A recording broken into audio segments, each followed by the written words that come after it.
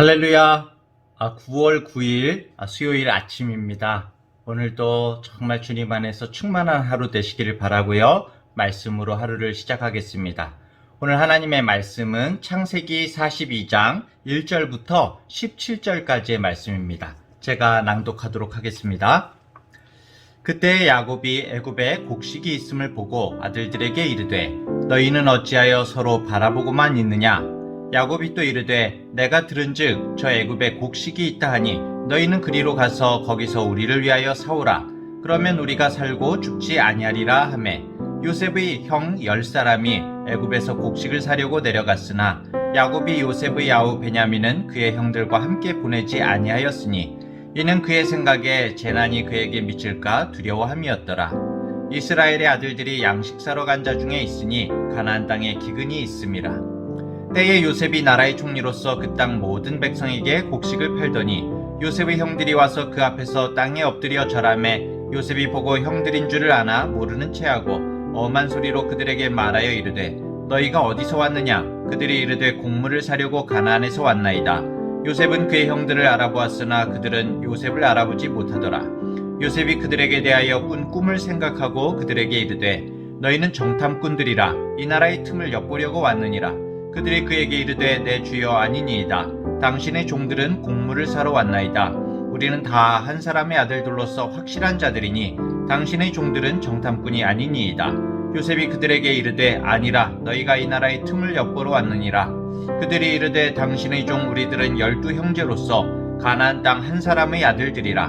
막내 아들은 오늘 아버지와 함께 있고 또 하나는 없어졌나이다. 요셉이 그들에게 이르되 내가 너희에게 이르기를 너희는 정탐꾼들이라 한 말이 이것이니라. 너희는 이같이 하여 너희 진실함을 증명할 것이라.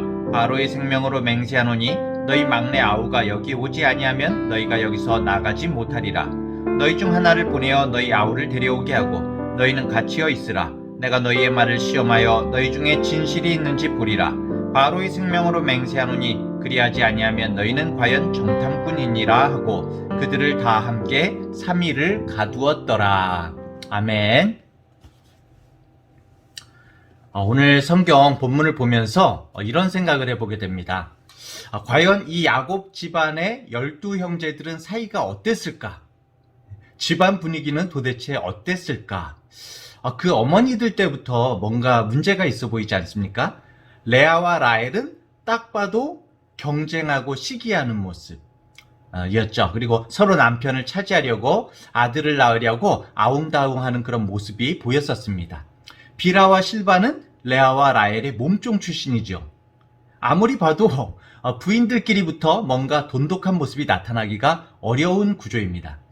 빌하는 나중에 야곱의 맏아들 루벤과 간통하는 사건도 일어나죠. 완전히 속된 말로 콩가루 집안입니다. 성경에 자세히 나타나지는 않지만 행간을 보면은 정상적인 가정사가 될 수가 없는 그런 모습입니다. 이런 사이에서 태어난 형제들도 사실 끈끈하고 사랑으로 뭉쳐진 그런 관계라기보다는 그 두려운 이방인들에 대해서 그래도 그나마 혈육이니까 힘을 모으고 이해관계로 맺어져 있는 그런 모습으로 보여집니다.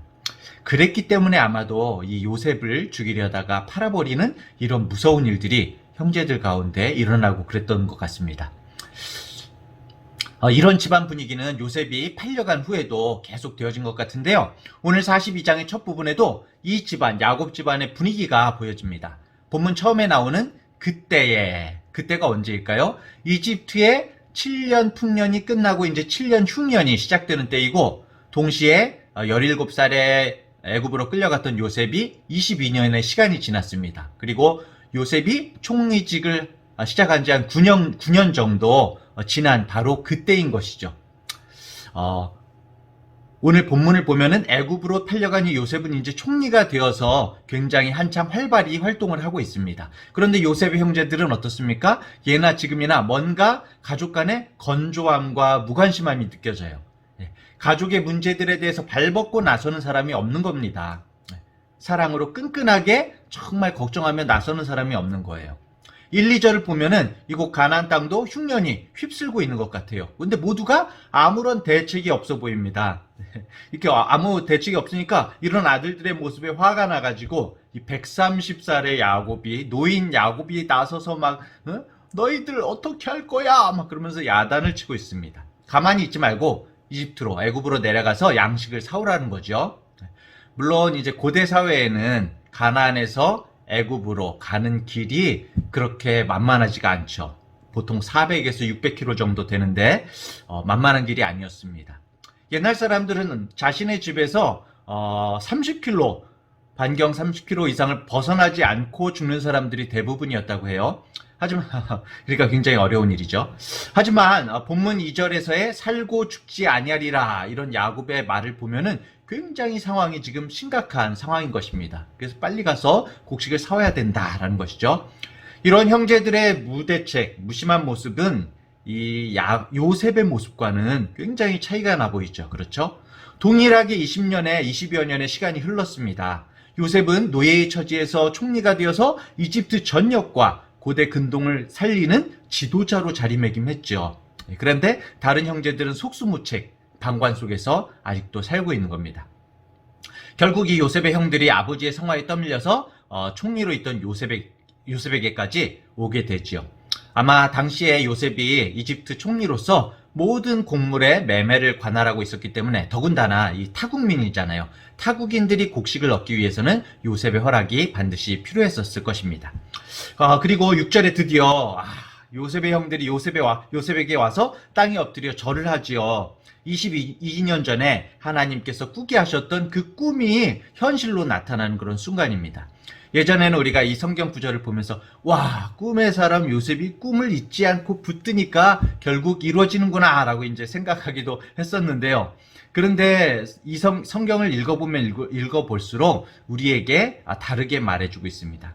이 42장 9절에 보면은 요셉이 그들에게 대하여 꾼 꿈을 생각하고 그렇게 나와 있는데 아마 요셉은 그 꿈들을, 그가 자신이 꿨던 꿈들을 잊어버렸을 거예요. 그런데 이제 형들을 보니까 생각이 난 거죠. 하나님께서 떠오르게 하셨을 겁니다. 아마 그 꿈들을 계속 간직했으면은 꿈과 현실에 지금까지 여러 일들이 있었잖아요. 괴리감 때문에 아마 정신병에 걸렸을 거예요. 폐인이 됐을 거예요. 어쩌면 요셉은 장남 므낫세의 이름처럼 그 꿈을 다 이제 잊어버리고 새까맣게 잊고 살았기 때문에 견딜 수가 있었을 것입니다. 어쨌든 22년 전에 요셉의 꿈이 현실이 되었고 그 꿈을 허황된 것이라면서 미워하던 형들은 요셉 앞에 엎드려서 요셉의 선처를 빌고 있습니다. 마치 22년 전에 요셉이 살려달라고 그들 앞에 엎드려서 간구하던 것처럼 말이죠. 요셉은 형들에게 자신의 신분을 밝히지 않고 정탐꾼들이 아니냐고 이제 몰아붙입니다. 그리고 우리는 정탐꾼들이 아닙니다. 우리는 다 한 가족입니다. 라면서 22년 전에 자신들이 팔아버렸던 요셉까지 거론하는 형들을 향해서 집에 남아있는 동생 베냐민을 데려오라고 그렇게 이야기를 하죠. 왜 요셉이 그렇게 했을까요? 복수를 위해서일까요? 아니죠. 형들이 지난날 자신들의 죄악에 대해서 돌아보게 하려는 것입니다. 정말 형들이 뉘우치고 있는지를 보고 있는 거죠. 우리가 아우의 일로 말미암아 범죄하였도다. 그가 우리에게 애걸할 때에 그 마음의 괴로움을 보고도 듣지 아니하였으므로 이 괴로움이 우리에게 임하도다. 라고 이제 21절, 오늘 본문 안에는 없지만 21절에 형제들의 고백을 보면서 우리가 알 수가 있습니다. 사람은 어려움에 처했을 때 본 모습이 나타나잖아요. 위급하고 급박한 상황에서 그 사람의 실제 모습이 나타나는 것입니다. 이 형들이 이전과는 달리 얼마나 변화되었는지를 지켜본 것이죠. 그리고 요셉은 이미 하나님께서 딱 보여주시잖아요. 꿈이 이미 이루어지는 것을 눈앞에서 보았습니다. 그 옛날 요셉의 꿈을 시기하고 방해하려던 형들의 행동도 이게 모두가 하나님 안에 있었구나, 하나님의 계획하심 안에 있었구나 라는 것을 알게 되는 그런 순간인 것이죠. 하나님의 말씀은 반드시 이루어집니다. 한치의 어긋남도 없이 말씀을 이루시는 하나님의 섭리의 손길이 우리와 함께 하시는 거죠. 요셉이 노예로 팔려갈 때 비참한 현실 앞에서 요셉의 꿈은 더 이상 하나님의 뜻을 나타낼 수 없는 것처럼 보였습니다. 하지만 신실하신 하나님의 손 안에서 오히려 그 악한 현실이 꿈을 이루는 길이 된 거죠. 네. 형들을 보면서 요셉은 불현듯 그 신실하신 하나님의 은총을 보게 되었고 자신에게 일어난 그 모든 이야기들을 은혜로 받아들이게 되는 것입니다. 오히려 형들 원수를 봤을 때 막 화내는 게 아니라 은혜를 떠올리는 것이죠. 하나님의 뜻대로 부르심을 입은 자들에게는 모든 것이 합력하여서 선을 이루어내신다고 하나님께서 약속하셨습니다. 요셉의 하나님이 오늘 나의 하나님, 우리의 하나님이심을 고백하면서 발걸음을 힘있게 내어딛는 우리 성도님들 되시기를 바랍니다. 때로는 고난과 어려움을 당해도 하나님께서 당신의 때가 이르면 반드시 하나님의 방법으로 진실을 드러내시고 우리의 삶을 통로로 삼아서 주님의 섭리를 계속 이루어 가실 것입니다. 요셉이 번거롭기도 하고 또 괴롭기도 하지만 이러한 과정을 통해서 형제들과의 그 과거의 실타래를 풀어가는 모습을 우리가 보게 됩니다. 22년에 아주 해묵은 원망도 섭섭함도 풀고 있습니다. 이것이 진정한 관계의 모습이죠. 아무리 밉고 보기 싫더라도 만나면 풀어야 하는 것이죠. 주님 앞에서 우리가 긍휼을 받았기 때문에 우리도 긍휼한 마음으로 풀어야 합니다. 믿음 안에서 서로를 돌아보고 서로를 품고 세워줘야 하는 거죠. 우리도 모든 삶의 현장에서 우리 성도님들도 푸는 사람이 되시기 바랍니다. 갈등을 풀고 문제를 풀고 관계를 고치는 사람들이 되시기 바랍니다. 해묵은 관계의 문제들이 풀어지고 가족과 내 주변의 사람들과 화해하고 믿음 안에서 오늘도 세워가는 우리 모든 성도님들 되시기를 간절히 축원합니다. 오늘 하나님의 말씀을, 오늘 하나님의 기도의 제목을 우리 함께 나누겠습니다. 첫 번째로 어려움의 상황, 분노의 현실에서도 형들을 봐서 눈이 뒤집힐 것 같은데 그런 현실에서도 오히려 지금까지 함께 하신 주님의 은혜를 떠올리게 하소서. 요셉처럼 우리도 은혜를 떠올리게 하소서. 두 번째로 얼마 전에 우리가 히스기야를 봤었죠. 이사야를 통해서 히스기야 한 사람의 눈물의 기도, 그리고 요셉 한 사람의 이 영적인 충만함을 통해서 이스라엘을 이끄셨던 주님, 우리 각자 한 사람 한 사람이 주님과의 깊은 교제와 부르짖음, 회개를 통해서 정말 우리가 속한 모든 영역을 변화시키게 하소서. 이 기도의 제목을 가지고 갔으면 좋겠고요. 세 번째로 요즘 참 혼란이죠. 초등학교, 중고등학교, 대학교 학사 일정이 혼란 속에 있습니다. 이 대한민국 교육계가 중심을 잃지 않고 교육기관과 학생들 모두가 흔들리지 않고 정말 잘 지혜롭게 나갈 수 있도록 주님께서 지켜주소서. 특별히 교회 교육이 많이 문제죠. 온라인 교회 교육일지라도 주님께서 은혜를 더하여 주소서. 이런 기도의 제목을 드립니다. 제가 먼저 기도하고 함께 기도하시고 오늘 하루를 시작하도록 하겠습니다. 하나님 아버지, 22년 만에 만나는 형들과의 만남에서 정말 본때를 보여주고 복수를 할 수 있음에도 불구하고 오히려 형제들의 멍에를 벗겨주고자 하는 요셉의 모습을 통해서 참 가족됨의 모습을 보게 됩니다.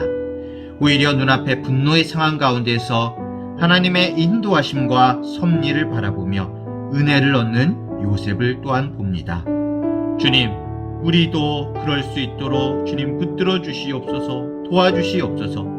진리 안에서 우리를 새롭게 하시고 해묵은 원한의 멍에들이 풀어지게 하여 주시옵소서. 주님, 요셉의 하나님이 오늘 나의 하나님이심을 고백합니다. 만나는 모든 상황 속에서 하나님의 백성들에게 모든 일이 합력하여 선을 만들어내시는 신실하신 아버지 하나님이심을 잊지 않게 하여 주시옵소서.